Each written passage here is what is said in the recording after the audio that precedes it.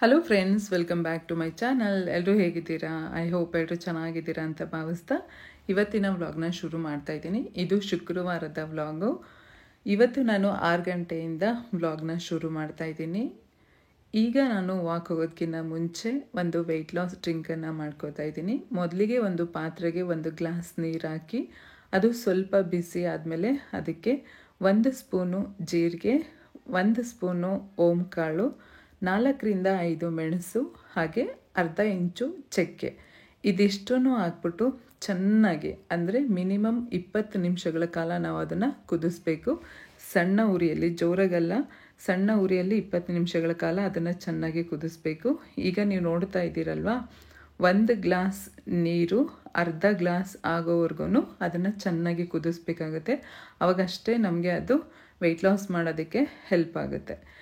ಈಗ ಇದಕ್ಕೆ ನಿಮಗೆ ಬೇಕು ಅಂದರೆ ನೀವು ಇದಕ್ಕೆ ಹನಿನೂ ಅಂದರೆ ಜೇನುತುಪ್ಪನೂ ಸಹ ಸೇರಿಸ್ಕೋಬೋದು. ಬಟ್ ನಾನಿಲ್ಲಿ ಜೇನುತುಪ್ಪ ಯಾವುದೂ ಆ ಥರ ಸೇರಿಸ್ಕೊಳ್ಳಲ್ಲ. ಸ್ಟಾರ್ಟಿಂಗಲ್ಲಿ ಸ್ವಲ್ಪ ಒಗರು ಅನಿಸುತ್ತೆ, ಕುಡಿಯೋಕ್ಕೆ ಹಿಂಸೆ ಅನಿಸುತ್ತೆ. ಆದರೆ ಒಂದ್ಸಲ ಅಭ್ಯಾಸ ಆದರೆ ಅದು ನಮಗೆ ಏನೂ ಅನಿಸಲ್ಲ. ಇವಾಗ ನಾನು ವೆಯ್ಟ್ ಲಾಸ್ ಡ್ರಿಂಕನ್ನು ಕುಡಿದ್ಬಿಟ್ಟು ವಾಕ್ ಮುಗಿಸ್ಕೊಂಡು ಬಂದಮೇಲೆ ನಾನು ಸ್ವಲ್ಪ ನೀರನ್ನ ಕುಡಿತೀನಿ. ಹಾಗೆ ಊರಿಗೆ ಫೋನ್ ಮಾಡಬೇಕಿತ್ತು, 2 ದಿನ ಆಗಿತ್ತು ಫೋನ್ ಮಾಡಿಲ್ಲ. ಅದಕ್ಕೆ ಊರಿಗೆ ಫೋನ್ ಮಾಡಿ ಮಾತಾಡ್ತಾ ಇದ್ದೆ. ಊರಲ್ಲಿ ಹೊಲ ಕುಯ್ಬೇಕು ಅಂತ ಇದ್ರು, ಬಟ್ ಈಗ ಜಡಿ ಹಿಡ್ಕೊಂಡಿರೋದ್ರಿಂದ ಹೊಲ ಕುಯ್ಸೋಕ್ಕಾಗಿಲ್ಲ ಅಂತ ಹೇಳ್ತಾಯಿದ್ರು. ಮತ್ತು ಅಣ್ಣನೂ ಸಹ ಊರಿಂದ ಇವತ್ತು ಬಂದ ಬೆಂಗಳೂರಿಗೆ. ಅವನು ಹೋಗಿ ಆಲ್ಮೋಸ್ಟ್ 20 ದಿನದ ಮೇಲಾಗಿತ್ತು. ಇವತ್ತು ಬಂದ, ಹೋಗಿ ಅವನನ್ನು ಕರ್ಕೊಂಡು ಬಂದೆ. ಹಾಗೆ ಕರ್ಕೊಂಬರುವಾಗೇ ಇವತ್ತು ಹನುಮ ಜಯಂತಿ ಇದೆ ಅಲ್ವಾ, ಅದಕ್ಕೆ ಪೂಜೆ ಮಾಡೋದಕ್ಕೋಸ್ಕರ ಹೂವು, ಬಾಳೆಹಣ್ಣು ಎಲ್ಲ ತೊಗೊಂಡು ಬಂದೆ. ಬರ್ತಾನೆ ಹಾಗೇ ಬಾಳೆಹಣ್ಣು ಇಲ್ಲಿ ಏನಾಯ್ತಪ್ಪ ಅಂದರೆ ಹಣ್ಣಾಗಿತ್ತು ಅದು ಫುಲ್ಲು. ನಾನು ಒಂದು ಚುಪ್ಪು ಫುಲ್ ತೊಗೊಂಬಂದಿದ್ದೆ, ಅದೇನೂ ಗೊತ್ತಿಲ್ಲ, ಕವರಲ್ಲಿ ಇಟ್ಕೊಂಡು ಮನೆಗೆ ಬರೋಷ್ಟರಲ್ಲಿ ಅದು ಕಟ್ಟಾಗ್ಬಿಟ್ಟಿತ್ತು. 1 ಚುಪ್ಪು ಬಾಳೆಹಣ್ಣು 2 ಆಗೋಗ್ಬಿಟ್ಟಿತ್ತು. ಹೂವುಗಳಂತೂ ಹನುಮ ಜಯಂತಿಗೆ ಅಂತ ಅದು ಎಷ್ಟು ರೇಟ್ ಆಗಿದೆ ಅಂತ ಗೊತ್ತಿಲ್ಲ. 1 ಮೊಳನೇ ಅದು ಈ ಹೂವು ಸೇವಂತಿಗೆ ಹೂವು 1 ಮೊಳ 50 ರೂಪಾಯಿ ಹೇಳಿದ್ರು. ಆದರೂ ಪರವಾಗಿಲ್ಲ ಅಂದ್ಬಿಟ್ಟು 2 ಮೊಳ ತೊಗೊಂಬಂದೆ. ಅಂದರೆ ನಮ್ಮನೆ ಫೋಟೋ ಚಿಕ್ಕದಿರೋದ್ರಿಂದ 2 ಮೊಳ ತೊಗೊಂಬಂದೆ. ಇನ್ನಿವಾಗ ನಾನು ಪೂಜೆಗೆ ರೆಡಿ ಮಾಡ್ಕೋತಾ ಇದ್ದೀನಿ. ತುಂಬ ಜನ ಹೇಳ್ತಾ ಇದ್ರಿ ನಿಮ್ಮನೆ ದೇವ್ರ ಮನೆ ತುಂಬ ಚೆನ್ನಾಗಿದೆ ಅಂತ. ಆ್ಯಕ್ಚುಲಿ ಇದು ಸ್ವಲ್ಪ ಚಿಕ್ಕದಾಗೇ ಇದೆ.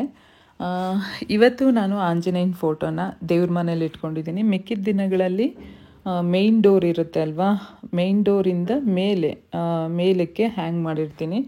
ಏನಕ್ಕಪ್ಪ ಅಂದರೆ ನನಗೆ ಒಂದು ನಂಬಿಕೆ ಇದೆ, ಆಂಜನೇಯ ಸ್ವಾಮಿ ಫೋಟೋ ಮೇಯ್ನ್ ಡೋರ್ ಹತ್ರ ಇದ್ದರೆ ಅಷ್ಟೊಂದು ಯಾವುದು ಕೆಟ್ಟ ಪರಿಣಾಮಗಳು ನಮ್ಮ ಮನೆ ಮೇಲೆ ಅಥವಾ ನಮ್ಮ ಮೇಲೆ ಬೀಳಲ್ಲ ಅನ್ನೋ ಒಂದು ನಂಬಿಕೆ ನನಗಿದೆ. ಹಾಗಾಗಿ ನಾನು ಆಂಜನೇಯ ಸ್ವಾಮಿ ಫೋಟೋನ ಯಾವಾಗಲೂ ಮೇಯ್ನ್ ಡೋರಲ್ಲೇ ನಾನು ಹಾಕೋದು, ಯಾವತ್ತೂ ದೇವ್ರ ಮನೇಲಿ ಇಟ್ಕೊಂಡಿಲ್ಲ.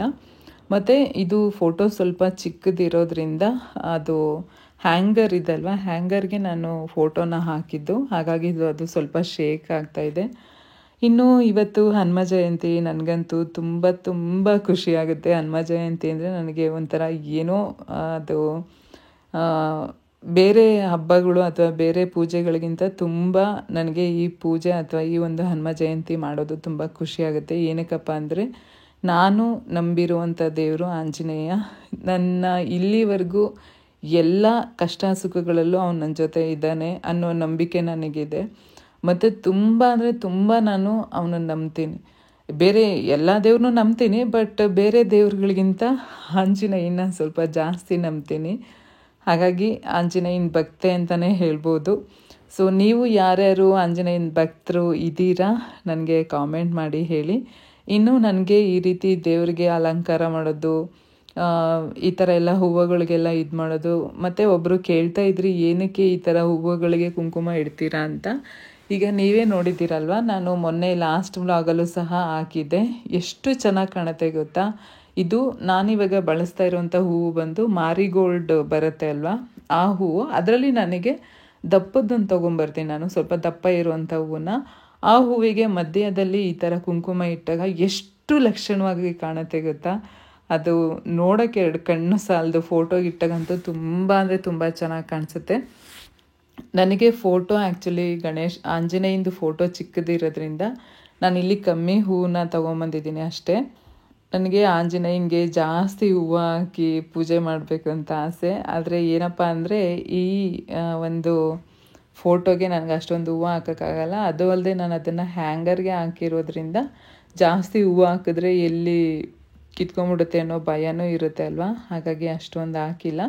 ನಾನಂತೂ ಎಷ್ಟು ಹೂವು ಇದ್ರೂ ದೇವರಿಗೆ ಅಲಂಕಾರ ಮಾಡ್ತೀನಿ. ಆದರೆ ಏನಪ್ಪ ಅಂದರೆ ಫ್ರೀಯಾಗಿ ಜಾಗ ಇರಬೇಕು. ನಮಗೆ ಅದು ಎಲ್ಲ ಬಾಡಿಗೆ ಮನೆಗಳಲ್ಲೂ ಇರೋದಿಲ್ಲ ಅವಕಾಶ. ಅದಕ್ಕೆ ನಮ್ಮದು ಅಂತ ಮನೆಗಳಾದಾಗ ನಮಗೆ ಹೇಗೆ ಬೇಕು ಆ ರೀತಿ ದೇವ್ರ ಮನೆ ಕಟ್ಟಿದಾಗ ಆ ರೀತಿ ಎಲ್ಲ ಮಾಡೋದು ಮೇ ಬಿ ಸಿಗುತ್ತೆ ನನಗೆ ಅವಕಾಶ ಅಂತ ಅಂದ್ಕೊಂಡಿದ್ದೀನಿ. ನೋಡೋಣ. ತುಂಬ ಜನ ಅದನ್ನು ಹೇಳ್ತಾ ಇರ್ತೀರ, ಬೇಗ ಆದಷ್ಟು ಒಂದು ಸ್ವಂತ ಮನೆ ಮಾಡ್ಕೊಳ್ಳಿ ಅಂತ. ದೇವ್ರ ದಯೆಯಿಂದ ನಿಮ್ಮೆಲ್ಲರ ಆಶೀರ್ವಾದದಿಂದ ಅದು ಆಗುತ್ತೋ ಇಲ್ಲೋ ಗೊತ್ತಿಲ್ಲ, ಆಗಲಿ ಅಂತ ದೇವ್ರ ಹತ್ರ ನಾನು ಬೇಡ್ಕೋತೀನಿ. ಮತ್ತು ಇನ್ನಿವತ್ತು ನಾನು ಆಂಜನೇಯಂಗೆ ತುಪ್ಪದ ದೀಪನ ಹಚ್ತಾ ಇದ್ದೀನಿ. ಪ್ರತಿದಿನವೂ ನಾನು ತುಪ್ಪದ ದೀಪ ಹಚ್ಚಲ್ಲ. ಈ ರೀತಿ ಏನಾದರೂ ಹಬ್ಬಗಳಿದ್ದಾಗ ಮತ್ತು ಈ ರೀತಿ ಹನುಮ ಜಯಂತಿ ಏನಾದರೂ ಇದ್ದಾಗ ನಾನು ತುಪ್ಪದ ದೀಪನೇ ಮನೆಯಲ್ಲಿ ಹಚ್ಚೋದು. ಆದಷ್ಟು ತುಪ್ಪದ ದೀಪನೇ ಹಚ್ತೀನಿ. ಮತ್ತು ನಾನು ಇವಾಗ ಪ್ರಸಾದನ ಮಾಡಿಲ್ಲ ಇನ್ನೂ ದೇವರಿಗೆ ನೈವೇದ್ಯಕ್ಕೆ. ಏನಕ್ಕೆ ಅಂದರೆ ನನಗೆ ಪ್ರಸಾದ ಮಾಡಿದ ತಕ್ಷಣ ದೇವರಿಗೆ ಇಟ್ಟುಬಿಡಬೇಕು. ಹಾಗಾಗಿ ಪೂಜೆಗೆ ಎಲ್ಲವನ್ನೂ ಈ ರೀತಿ ಅಂದರೆ ಇನ್ನೇನು ದೀಪ ಹಚ್ಚಬೇಕು ಅನ್ನೋಷ್ಟು ರೆಡಿ ಮಾಡಿಕೊಂಡು ಆಮೇಲೆ ನಾನು ಪ್ರಸಾದನ ಮಾಡೋದಕ್ಕೆ ಹೋಗ್ತಾಯಿದ್ದೀನಿ. ನೋಡ್ತಿದ್ದೀರಲ್ವ, ಎಲ್ಲದನ್ನೂ ರೆಡಿ ಮಾಡಿದ್ದೀನಿ. ಇನ್ನಿವಾಗ ನಾನು ಪ್ರಸಾದಕ್ಕೆ ಇವತ್ತು ನೈವೇದ್ಯಕ್ಕೆ ಅಕ್ಕಿ ಪಾಯಸನ ಮಾಡ್ಕೋತಾ ಇದ್ದೀನಿ. ಅಕ್ಕಿ ಮತ್ತು ಶಾವಿಗೆದು. ಮೊದಲನೇದಾಗಿ ಒಂದು ಪಾತ್ರೆಗೆ 2-3 ಸ್ಪೂನು ತುಪ್ಪ ಹಾಕ್ಕೋಬೇಕು. ತುಪ್ಪ ಹಾಕ್ಕೊಂಡು ಒಂದು 10 ಗೋಡಂಬಿ ಮತ್ತು ಒಂದು 5 ದ್ರಾಕ್ಷಿಯನ್ನು ಹಾಕ್ಬಿಟ್ಟು, ಅಥವಾ ಒಂದು 10 ಗೋಡಂಬಿ 10 ದ್ರಾಕ್ಷಿಯನ್ನು ಹಾಕಿ ನಿಮ್ಗೆ ಎಷ್ಟು ಬೇಕೋ ಅಷ್ಟು ಹಾಕ್ಕೋಬೋದು. ನಾನು ಇಷ್ಟು ಹಾಕ್ಕೊಂಡಿದ್ದೀನಿ. ಕಮ್ಮಿ ಕ್ವಾಂಟಿಟಿ ಮಾಡ್ತಿರೋದ್ರಿಂದ ಇಷ್ಟು ಹಾಕ್ಕೊಂಡಿದ್ದೀನಿ. ದ್ರಾಕ್ಷಿ ಗೋಡಂಬಿ ಚೆನ್ನಾಗಿ ಹುರ್ಕೊಂಡು ತುಪ್ಪದಲ್ಲಿ ಎತ್ತಿಟ್ಕೋಬೇಕು. ಮತ್ತು ಇದಾದಮೇಲೆ ಶಾವಿಗೆನೂ ಸಹ ಅದೇ ತುಪ್ಪದಲ್ಲೇ ಹುರ್ಕೋತಾ ಇದ್ದೀನಿ. ಇದು ಆಲ್ರೆಡಿ ರೋಸ್ಟೆಡ್ ಶಾವಿಗೆನೇ, ಆದರೆ ಇನ್ನೊಂದು ಸಲ ತುಪ್ಪದಲ್ಲಿ ಬಿಸಿ ಮಾಡೋಣ ಅಂದ್ಬಿಟ್ಟು ಮಾಡ್ತಾಯಿದ್ದೀನಿ. ನೋಡ್ತಾ ಇದ್ದೀರಲ್ವ, ಈ ರೀತಿ ಕಲರ್ ಚೇಂಜ್ ಆಗೋವರೆಗೂ ಇದನ್ನು ಸಹ ಚೆನ್ನಾಗಿ ಹುರ್ಕೋಬೇಕು. ಇನ್ನಿವಾಗ 2 ಸ್ಪೂನ್ ನಾನಿಲ್ಲಿ ಗಸಗಸೆಯನ್ನು ತೊಗೊಂಡಿದ್ದೀನಿ. ಗಸಗಸೆನೂ ಅಷ್ಟೇ ಹಸಿ ವಾಸನೆ ಹೋಗೋವರೆಗೂ ಅದನ್ನು ಚೆನ್ನಾಗಿ ಫ್ರೈ ಮಾಡ್ಕೋಬೇಕು. ಈಗ ನೋಡ್ತಾ ಇದ್ದೀರಲ್ಲ, ಈ ರೀತಿ ಫ್ರೈ ಆದಮೇಲೆ ಅದನ್ನು ಎತ್ತಿಟ್ಕೊಂಡು ಈಗ ನಾನು ಅಕ್ಕಿನೂ ಸಹ ತೊಗೊಂಡಿದ್ದೀನಿ. ಅಕ್ಕಿನ ಒಂದು 2-3 ಸ್ಪೂನು, ನಿಮಗೆ ಯಾವ ಅಕ್ಕಿ ಇದೆ ನಿಮ್ಮ ಮನೆಯಲ್ಲಿ ಅದನ್ನೇ ಸಹ ನೀವು ಬಳಸ್ಬೋದು. ಅಕ್ಕಿನೂ ಚೆನ್ನಾಗಿ ಹಸಿ ವಾಸನೆ ಹೋಗೋವರೆಗೂ, ಕಲರ್ ಚೇಂಜ್ ಆಗೋವರೆಗೂ ಅದನ್ನು ಫ್ರೈ ಮಾಡಬೇಕಾಗತ್ತೆ. ಇನ್ನಿಲ್ಲಿ ನಾನು 1 ಚಮಚಷ್ಟು ನೀರನ್ನು ತೊಗೊಂಡಿದ್ದೀನಿ. 1 ಚಮಚ ನೀರಿಗೆ 1/4 kg ಬೆಲ್ಲನ ನಾನು ಹಾಕ್ತಾಯಿದ್ದೀನಿ. ನಾನು ಹೇಳ್ದಂಗೆ ಮೊದಲೇ ಹೇಳ್ದಾಗೆ ಕಮ್ಮಿ ಕ್ವಾಂಟಿಟಿಯಲ್ಲಿ ಮಾಡ್ತಾಯಿದ್ದೀನಿ. ಯಾಕಂದರೆ ನಮ್ಮ ಮನೆಯಲ್ಲಿ ಪಾಯಸ ಯಾರು ಅಷ್ಟೊಂದು ತಿನ್ನಲ್ಲ, ಹಾಗಾಗಿ ಕಮ್ಮಿ ಮಾಡ್ತಾಯಿದ್ದೀನಿ.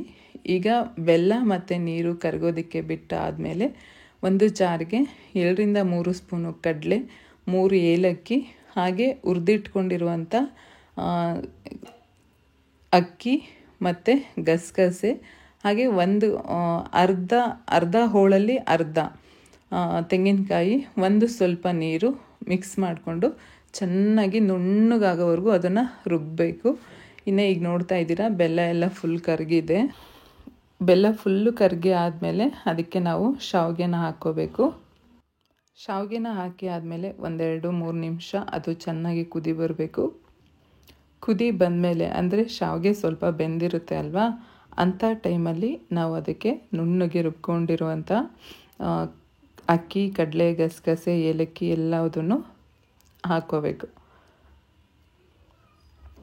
ಈ ಟೈಮಲ್ಲಿ ನಿಮಗೆ ಅದು ಪಾಯಸ ಏನಾದರೂ ತೆಳ್ಳಗೆ ಬರಬೇಕು ಅಂತ ಅಂದರೆ ಅದಕ್ಕೆ ಇನ್ನೂ ಸ್ವಲ್ಪ ನೀರು ಸಹ ಮಿಕ್ಸ್ ಮಾಡಿಕೊಂಡು ನೀವು ಹಾಕ್ಕೋಬೋದು. ಆದರೆ ನಾನು ನೈವೇದ್ಯಕ್ಕೆ ಮಾಡ್ತಿರೋದ್ರಿಂದ ಗಟ್ಟಿಯಾಗಿ ಮಾಡ್ತಾಯಿದ್ದೀನಿ. ತೆಂಗಿನಕಾಯಿ ರುಬ್ಬಿರೋದೆಲ್ಲ ಹಾಕಿದ್ಮೇಲೆ ಒಂದು 6-7 ನಿಮಿಷಗಳ ಕಾಲ ಕುದಿಸಿದ್ರೆ ಪಾಯಸ ರೆಡಿ ಆಗುತ್ತೆ. ಇವಾಗ ಇದಕ್ಕೆ ನಾನು ಮೊದಲೇ ಹುರಿದಿಟ್ಕೊಂಡಿರುವಂಥ ದ್ರಾಕ್ಷಿ ಗೋಡಂಬಿನೂ ಸೇರಿಸ್ಕೊತಾ ಇದ್ದೀನಿ. ದ್ರಾಕ್ಷಿ ಗೋಡಂಬಿ ಸೇರಿಸ್ಕೊಂಡ್ಮೇಲೆ ಜಾಸ್ತಿ ಕುದಿಸೋದೆಲ್ಲ ಏನು ಬೇಡ, ಜಸ್ಟ್ ಹೀಗೆ ಮಿಕ್ಸ್ ಮಾಡಿಕೊಂಡು ಅದನ್ನು ಒಂದು ಲಿಡ್ ಕ್ಲೋಸ್ ಮಾಡಿ ಸ್ಟವ್ ಆಫ್ ಮಾಡಿದ್ರೆ ಸಾಕು, ಅದೇ ಬಿಸಿಗೆ ಫುಲ್ ಬೆಂದಿರುತ್ತೆ. ನೈವೇದ್ಯ ಎಲ್ಲ ಮಾಡ್ಕೊಂಡಾದ್ಮೇಲೆ ನಾನಿವಾಗ ಪೂಜೆ ಮಾಡ್ತಾಯಿದ್ದೀನಿ. ಹನುಮ ಜಯಂತಿ ದಿನ ದೇವರು ಎಲ್ರಿಗೂ, ಯಾರ್ಯಾರು ಈ ವಿಡಿಯೋ ನೋಡ್ತಾ ಇದ್ದೀರಾ ಪ್ರತಿಯೊಬ್ಬರಿಗೂ ಆಯುಸ್ಸು ಆರೋಗ್ಯ ಕೊಟ್ಟು ಕಾಪಾಡಲಿ ಅಂತ ದೇವ್ರನ್ನ ನಾನು ಬೇಡ್ಕೋತೀನಿ.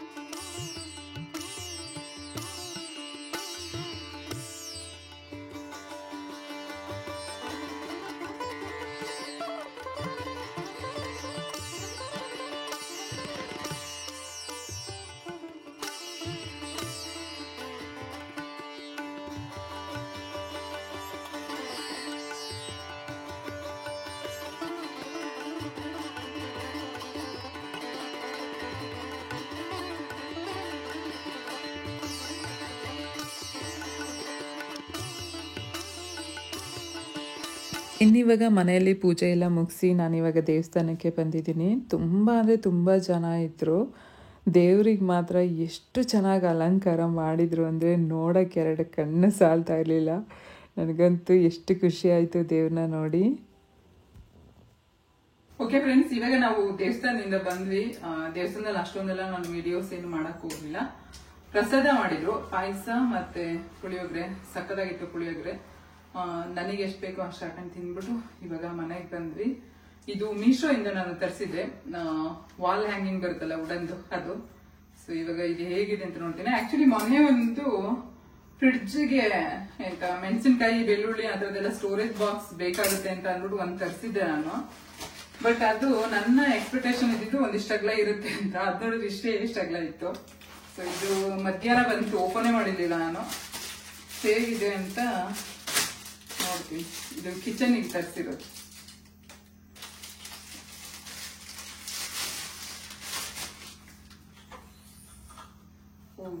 ಈ ತರ ಚೆನ್ನಾಗಿದೆ. Healthy diet for healthy people, healthy food makes you feel good.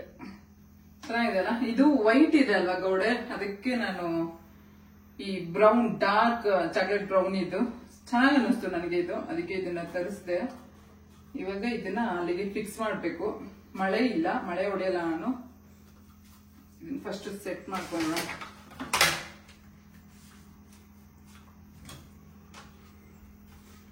ಸ್ವಲ್ಪ ಗ್ಯಾಪ್ ಇರ್ಬೇಕಲ್ಲ.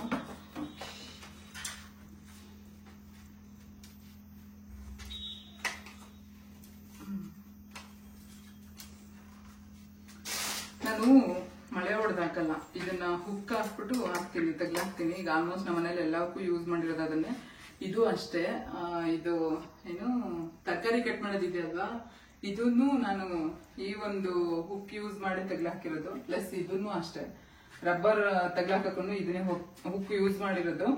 ಆಲ್ಮೋಸ್ಟ್ ಇದು 5 ಕಿಲೋವರೆಗೂ ವೆಯ್ಟ್ ತಡೆಯುತ್ತೆ.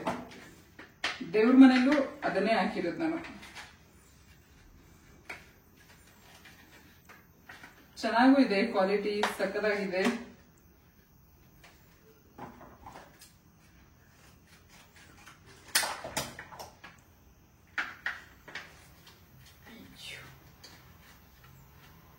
ಗಟ್ಟಿ ಇದೆ, ಕಟ್ ಮಾಡೋದು ಬರ್ತಾ ಇಲ್ಲ. ಉಗ್ರಿ ಇಲ್ಲ ನನ್ನ ಕೈಯಲ್ಲಿ, ಅದಕ್ಕೆ ಅದು ಕಟ್ ಆಗ್ತಾ ಇಲ್ಲ. ಅಯ್ಯೋ,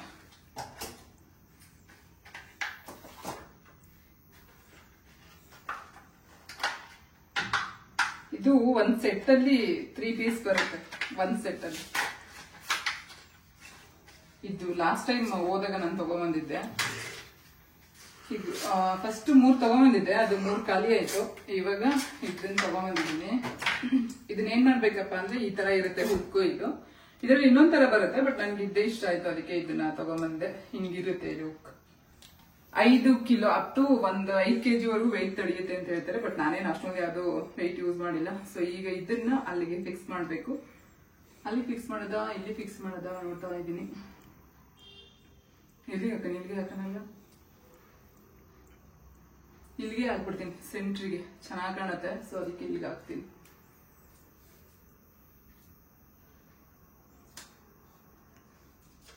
ಇದು ಒಂದು ಟೇಪ್ ಇರುತ್ತೆ, ಇದನ್ನ ತೆಗೆದ್ಬಿಟ್ಟು ಇಲ್ಲಿಗೆ ಅಂಟಿಸ್ಬೇಕು ಅಷ್ಟೇ. ಇಷ್ಟೇ ಬರುತ್ತೆ, ಮೇಲಿಗೆ ಹಾಕ್ಬಿಡೋಣ.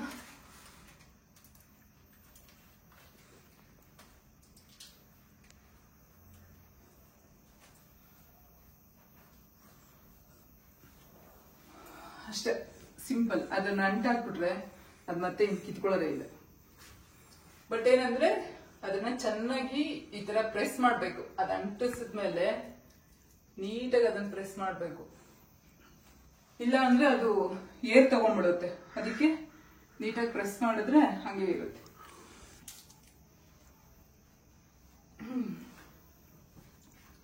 ಈಗ ಇದನ್ನ ತೆಗ್ಲಾಕೋಣ.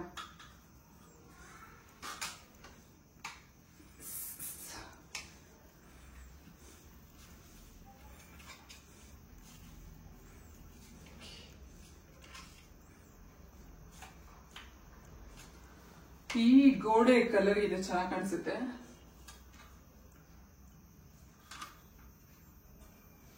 ಇದ್ದು ಪ್ರೈಸ್ ಬಂದು 140 ರೂಪಾಯಿ ಏನೋ ಇರ್ಬೇಕು ಅನ್ಸುತ್ತೆ ಅಷ್ಟೇ. ಬಟ್ ನನಗಂತೂ ತುಂಬಾ ಇಷ್ಟ ಆಯ್ತು. ಇದು ಚೆನ್ನಾಗಿ ಕಾಣಿಸುತ್ತಲ್ಲ. ಸ್ವಲ್ಪ ಹೈಟ್ ಇರ್ಬೇಕಿತ್ತು, ಬಟ್ ಅದೇ ಲಾಸ್ಟ್ ಉಕ್ಕಿರೋದು. ಸೊ ಅದಕ್ಕೆ ಹಾಕಿದ್ದೀನಿ. ಇದ್ರದ್ದು ಲಿಂಕ್ ಬೇಕಿದ್ರೆ ನಾನು ಹಾಕಿರ್ತೀನಿ ಡಿಸ್ಕ್ರಿಪ್ಷನ್ ಬಾಕ್ಸ್ ಅಲ್ಲಿ, ಬೇಕು ಅಂದ್ರೆ ನೀವು ಪರ್ಚೇಸ್ ಮಾಡ್ಬೋದು. ಸೊ ಇದಾಗಿತ್ತು ಇವತ್ತಿನ ಬ್ಲಾಗ್, ಹನುಮ ಜಯಂತಿ ಬ್ಲಾಗ್ ಇದು.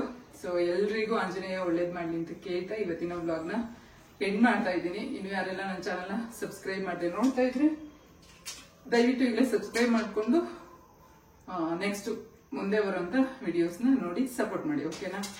ಬಾಯ್, ಥ್ಯಾಂಕ್ ಯು.